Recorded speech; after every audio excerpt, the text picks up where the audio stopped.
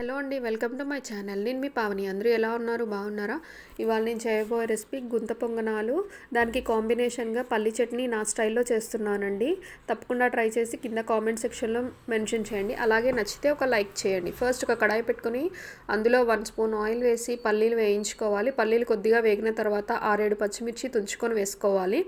ఇప్పుడు అందులో మనము కొద్దిగా అల్లం, కొన్ని పచ్చి శనగపప్పు, కొంచెం మినప్పప్పు, ఒక స్పూన్ పుట్నాలు వేసి బాగా వేయించుకోవాలి. ఇవి బాగా వేగిన తర్వాత ఇందులో కొద్దిగా జీలకర్ర వేసి వేయించుకోవాలి. ఇవి కూడా వేగిన తర్వాత చిన్నది చింతపండు ముక్క వేసుకొని, అలాగే లాస్ట్గా మనము ఇందులో 3-4 వెల్లుల్లి రెబ్బలు వేసుకొని బాగా వేయించుకోవాలి. ఇప్పుడు వేగిన తర్వాత దీన్ని స్టవ్ ఆఫ్ చేసి చల్లారపెట్టుకోవాలి. చల్లారిన తర్వాత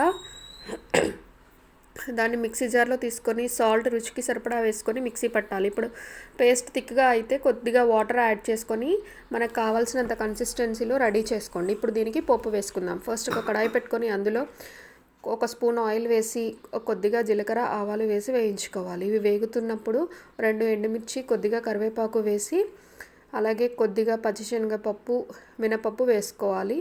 ఇవి వేగిన తర్వాత లైట్గా వాటర్ వేసి ముందుగా మిక్స్ చేసి పట్టుకున్న పల్లీల పచ్చడిని వేసుకొని కలుపుకొని పక్కన పెట్టేసుకోవాలి. ఇప్పుడు దోశ బ్యాటర్ ఉంటుంది కదా, దోశ బ్యాటర్లో రుచికి సరిపడా సాల్ట్ ఉందా లేదా చెక్ చేసుకొని 1 స్పూన్ జీలకర్ర, అలాగే తురిమిన క్యారెట్, ఒక చిన్న ఆనియన్ చిన్నగా కట్ చేసుకోవాలి.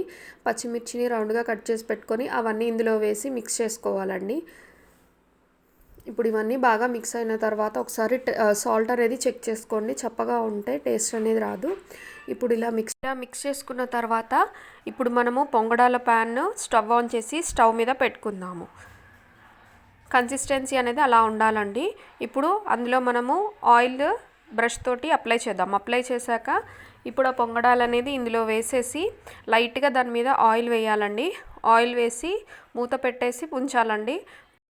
ఇప్పుడు మూత పెట్టేసాం కదా, మూత తీసేసి ఒక సైడ్ మగ్గిన తర్వాత రెండో సైడ్ తిప్పుకోవాలి. మొత్తం ఫ్రై అయిన తర్వాత వాటిని తీసి పల్లి చట్నీతో సర్వ్ చేసుకోండి. Thanks for watching. Like, share and subscribe to my mummy channel.